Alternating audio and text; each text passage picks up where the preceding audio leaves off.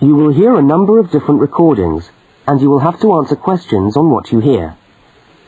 There will be time for you to read the instructions and questions, and you will have a chance to check your work. All the recordings will be played once only. The test is in 4 sections. Write all your answers in the listening question booklet. At the end of the test, you will be given 10 minutes to transfer your answers to an answer sheet. Now turn to section 1 of your question booklet.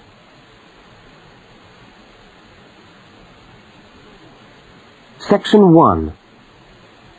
2 students meet on the university campus. They start a conversation together. First, look at questions 1 to 5. For each of the questions, 4 alternatives are given. Decide which of the alternatives, A, B, C or D, best fits what you hear on the tape, and circle the appropriate letter.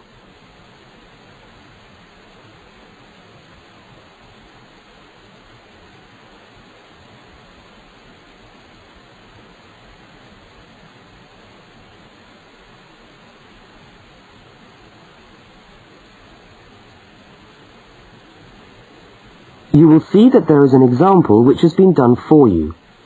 On this occasion only, the conversation relating to the example will be played first.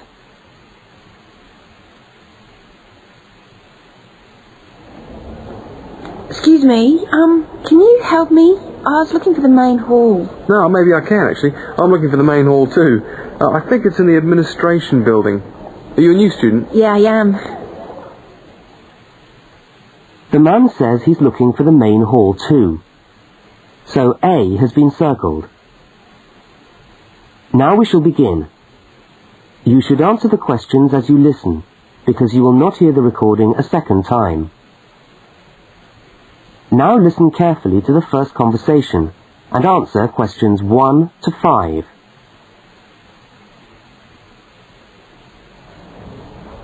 Excuse me, can you help me? I was looking for the main hall. No, maybe I can actually. I'm looking for the main hall too. I think it's in the administration building. Are you a new student? Yeah, I am. Yeah, I thought you looked as lost as me. I'm trying to find the admin building too so I can register for my course, but I don't seem to be having much luck. Well, look, according to this map of the campus here, you go straight up the steps, turn left, and the building's on the right. Okay, let's see if we can find it. Ah, this looks right. Yeah, it must be. Look, there are hundreds of other people here. Oh, there must be at least 50 people in the queue. We'll be here till gone 2 o'clock at this rate. Yeah, and I'm starving. So am I. Actually, I was on my way to the canteen to get something for lunch. Why don't I go to the canteen and buy something, and you stay here and wait? Good idea. What would you like? Pizza, sandwich, hot dog, fried rice? They do everything. Oh, something easy. Takeaway fried rice sounds good. Okay, fried rice. No, on second thoughts, I'll have a cheese and tomato sandwich. Right, 1 cheese and tomato. Anything to drink? Yeah, give me coffee, would you? Hot coffee's a bit hard to carry. What about a Coke or an orange juice? Get me an orange juice then. Look, here's $5. Oh, yeah, take $2 back. Shouldn't cost me more than $3. Well, keep the 5, we'll sort it out later. Oh, and could you get me an apple as well? Okay, back in a minute.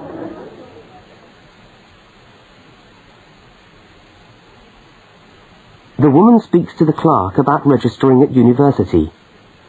Look at questions 6 to 10.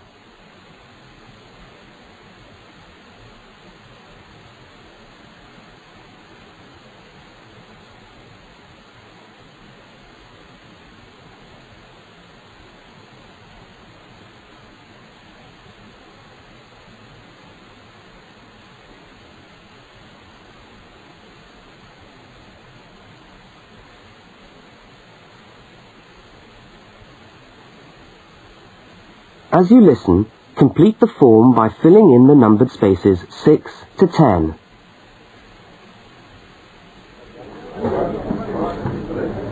Oh, hello. I'm here to register for the first year law course. Oh, I'll just have to fill out this form for our records.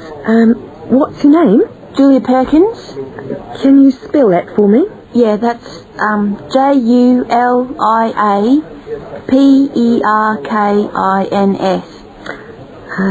Address? Flat 5, 15 Waratah Road. That's Waratah, Brisbane. Brisbane. Oh, and your telephone number? Oh, we haven't got the phone on yet. We've only just moved in. Okay, well, can you let us have the number once the phone's connected? And I'll make a note here, to be advised. And the course? Beg your pardon? What course are you doing? Oh, first year law. Right. Well, you'll have to go across to the law faculty and get this card stamped, and then you come back here with it and pay your union fee. Oh, thanks very much.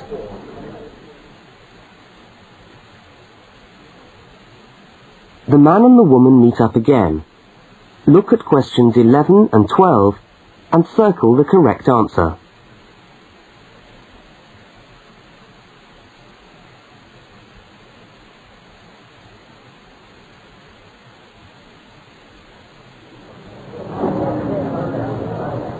Oh, there you are. Oh, I thought you were never going to come back.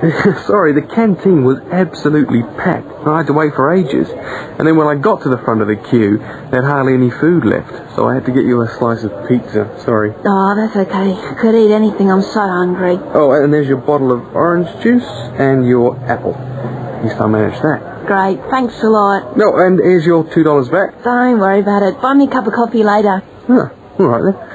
So how'd you go? Oh, well, in order to register, we've got to go to the law faculty and get this card stamp, and then go back to the admin building and pay the union fees. That means we're registered. After that, we have to go to the notice board to find out about lectures, and then we have to put our names down for tutorial groups and go to the library. Oh, no, great. Well, first let's sit down and have our lunch, eh?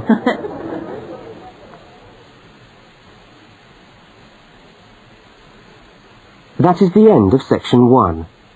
You now have half a minute to check your answers.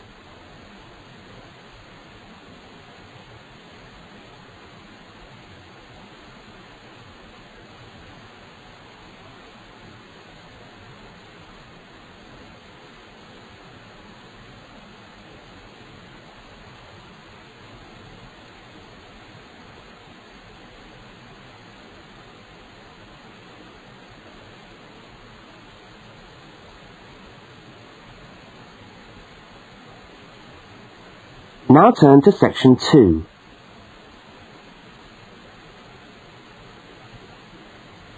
Section 2. You are going to hear a talk about banks in the UK. First, you have some time to look at questions 13 to 17.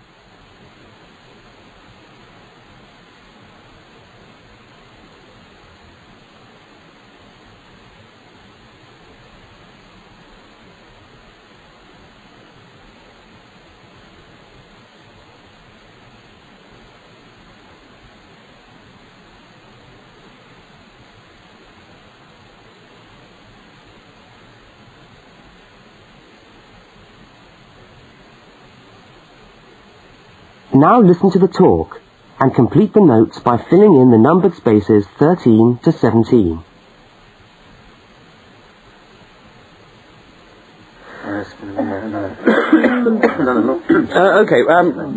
Thanks for turning up today. Thanks for turning up today to this short talk I'm going to give on student banking. Many of you are unfamiliar with the way banks work in this country, and today's talk should just give you a few starting points. I will, of course, answer any questions at the end. Right, well, as you probably know, you'll need to open a bank account while you're here. It's the safest place to keep your money, and it's best to open an account with one of the major banks. You should each have a handout with the names and addresses. Yeah? Right. There's Barclays in Realty Square, National Westminster in Preston Park, Lloyd's in City Plaza, and Midland in Hope Street. Okay, all these banks offer special student accounts. However, it's important to note that as an international student, you'll not necessarily be eligible for all the facilities offered to resident students. Now, As an international student, you will need to provide evidence that you can fund yourself for however long your course lasts. Banks have different policies, and the services that they'll offer you will depend on your individual circumstances and on the discretion of the bank manager involved. So it's a matter of going there and finding out about your own particular situation. Right. When you do go to open a bank account, you should take some documentation with you. I've already mentioned that you must be able to support yourself. In addition to this, most banks ask you to bring your passport and your letter or certificate of enrolment. Okay? Now, by far the most useful type of account to open is a current account. When you do this, you will actually get what is called a student account, which is a current account with special concessions for students. When you open the account, the bank will give you a checkbook, and you can use this to draw money out as you need it. If you need to write cheques in shops, you'll also need a cheque card. This is really an identity card, which guarantees that correctly written cheques up to the value stated on the card will be honoured by the bank. Okay? Everybody with me so far? Now look at questions 18 to 21.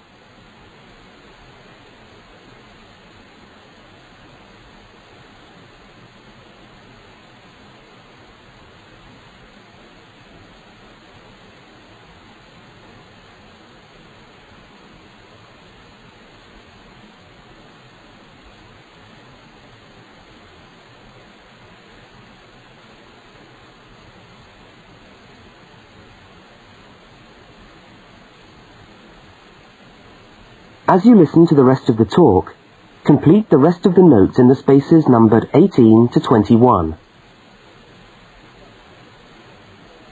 Right, if you want to draw out cash for yourself, you can make the cheque payable in your own name or to cash. You can also withdraw cash from a cash point machine with a cash card. Now, these are extremely useful as they enable you to withdraw cash from your account during the day or at night.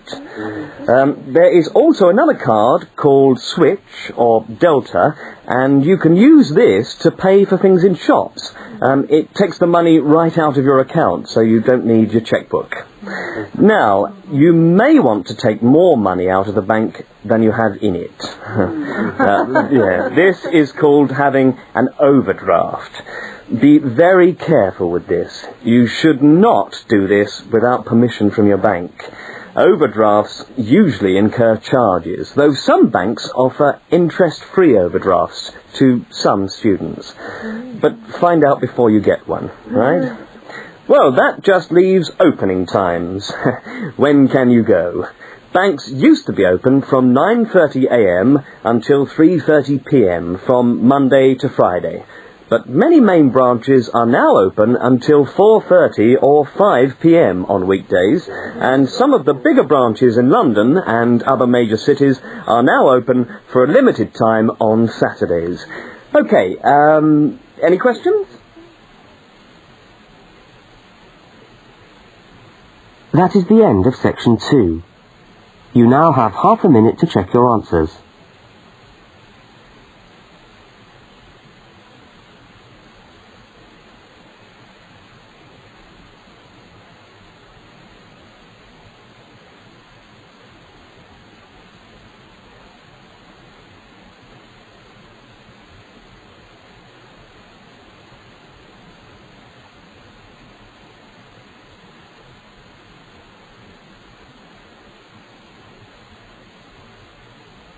Now turn to section 3.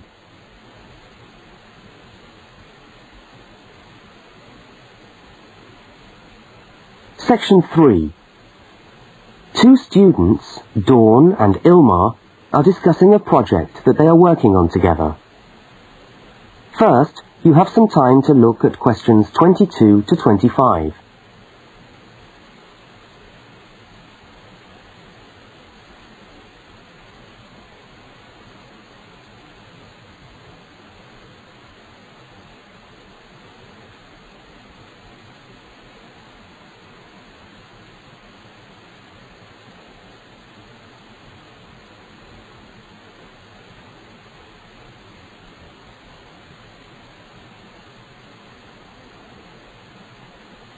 Now listen to the first part of the conversation and complete the fact sheet by filling in the numbered spaces 22 to 25.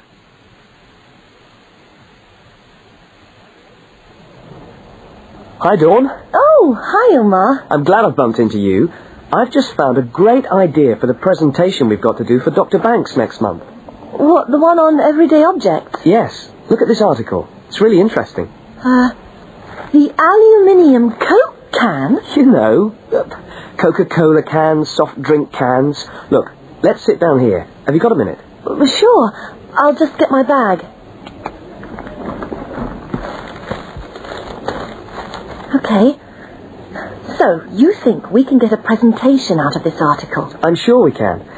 First of all, we can provide some interesting facts about the aluminium cans that we drink out of every day. Like? Well, here it says that in the US they produce 300 million aluminium drink cans each day. Wow! 300 million! Exactly. That's an enormous number. It says here, outstrips the production of nails or paper clips. And they say that the manufacturers of these cans exercise as much attention and precision in producing them as aircraft manufacturers do when they make the wing of an aircraft. Really? Let's have a look. They're trying to produce the perfect can, as thin but as strong as possible. This bit's interesting. Today's can weighs about 0.48 ounces. Thinner than 2 pieces of paper, from this magazine, say. Yeah, and yet it can take a lot of weight. More than 90 pounds of pressure per square inch. 3 times the pressure of a car tyre. Okay, I agree. It's a good topic.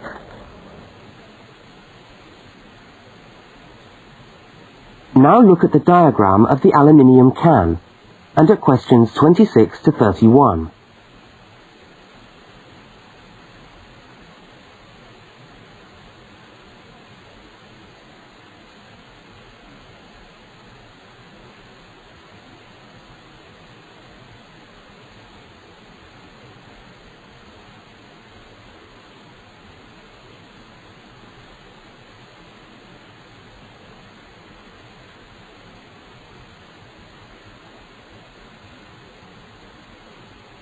As the conversation continues, label the can by completing the notes in the numbered spaces 26 to 31.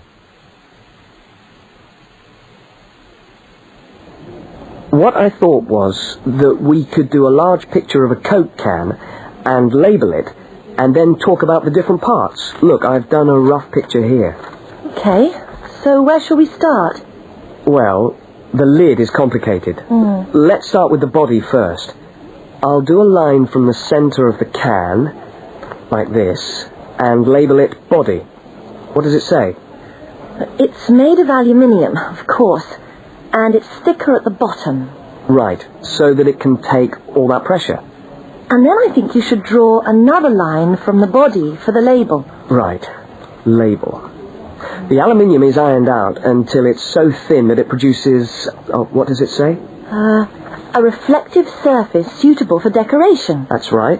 Apparently it helps advertisers too. Yes, because it's so attractively decorated. Good. And then there's the base. Yes, it says the bottom of the can is shaped like a dome so that it can resist the internal pressure. That's interesting. I didn't know that. Nor did I. Okay, so going up to the lid, there are several things we can label here. There's the rim around the edge, which seals the can. Got that. And there's a funny word for the seal, isn't there? Yes, it's a flange. What does it say about it? Well, the can's filled with Coke or whatever, and after that the top of the can is trimmed and then bent over to secure the lid. That's right. It looks like a seam. We could even do a blow-up of it, like this. F-L-A-N-G-E.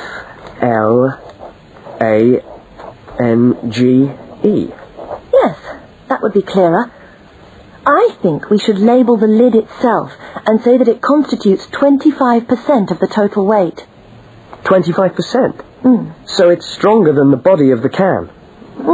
So to save money, manufacturers make it smaller than the rest of the can. Didn't know that either. So, how do we open a can of Coke? First of all, there's the tab, which we pull up to open the can, and that's held in place by a rivet. I think that's too small for us to include. I agree, but we can talk about it in the presentation. We can show the opening, though. That's the bit of the can that drops down into the drink when we pull the tab. Yeah, hopefully. Sometimes the tab just breaks off. I know. Anyway, the opening is scored so that it pushes in easily but doesn't detach itself. Okay. We can show that by drawing a shadow of it inside the can. Like this. I'll label it Scored Opening. Great. Well, I think we've got the basis of a really interesting presentation. Let's go and photocopy the article. Fine. I'll take it home and study it some more. That is the end of section 3. You now have half a minute to check your answers.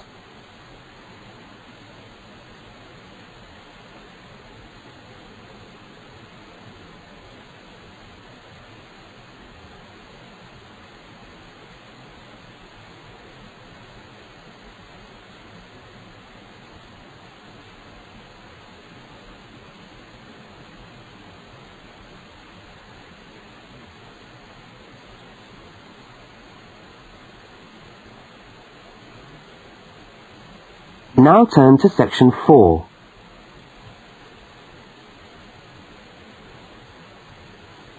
Section 4. You are going to hear part of a short university lecture. First, look at questions 32 to 42.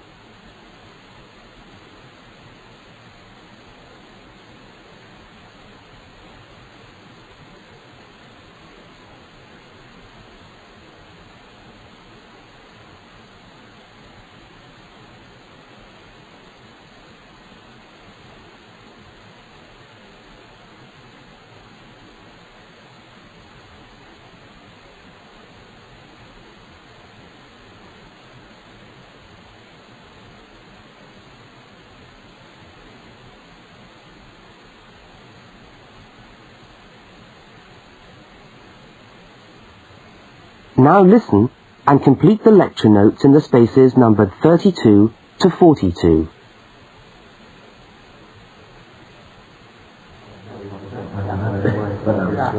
Good morning and welcome to the university's open day and to our mini lecture from the Sports Studies Department.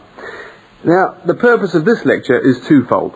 One, we want you to experience a university lecture to give you a taste of what listening to a university lecture is like. And two, we want you to find out something about the Sports Studies program at this university. So feel free to ask any questions during the talk and I'll do my best to answer them. Right, so what does a course in sports studies involve? Well, you wouldn't be blamed for not knowing the answer to this question because sports studies as a discipline is still comparatively new. But it's a growing area and one which is now firmly established at our university. Now, there are 3 distinct strands to sports studies, and you'd need to choose fairly early on just which direction you wanted to follow. And I'll just run over these now. Firstly, we've got the sports psychology strand. Secondly, we've got the sports management strand. And last but not least, there's the sports physiology strand. So just to recap, there's sports psychology, sports management, and sports physiology. Let's look first at psychology. Now, the people who study sports psych want to work with top athletes, and they're looking at what will take those athletes that 1% extra. What makes them win? When all other things are equal, physically all other things are equal, they want to know what are the mental factors involved. The sports psychologist works closely with the athlete through his or her training program and becomes an integral part of the team. In fact, you could say that they play just as important a role as the coach. So if you're interested in what makes people win, this could be the area for you. Now secondly, we've got the strand which I refer to as sports management. And this goes hand in hand with the area of sports marketing. So you might like to think of this area as having 2 branches. Management and marketing. On the management side, we look at issues relating to the running of sports clubs, management of athletes, that sort of thing.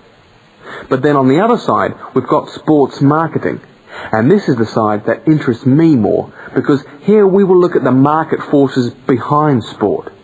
Questions like, why do people spend their money on a football match or a tennis game rather than, say, on buying a CD or going to the cinema? What are those market forces? Sport used to just compete with sport. Nowadays, it competes with other leisure activities. The spectators go to sport to be entertained rather than out of loyalty to a team.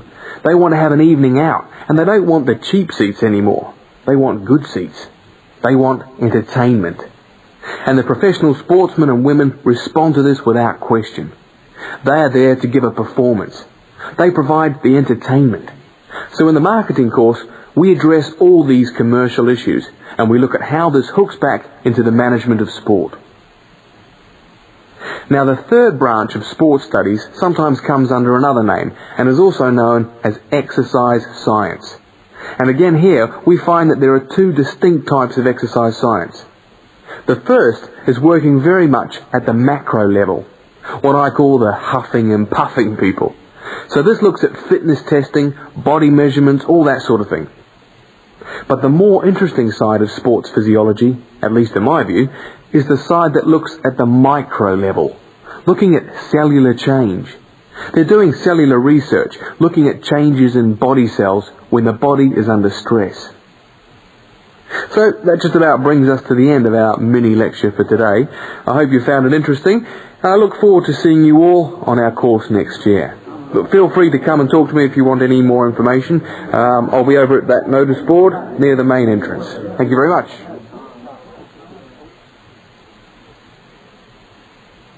That is the end of section 4. You now have half a minute to check your answers.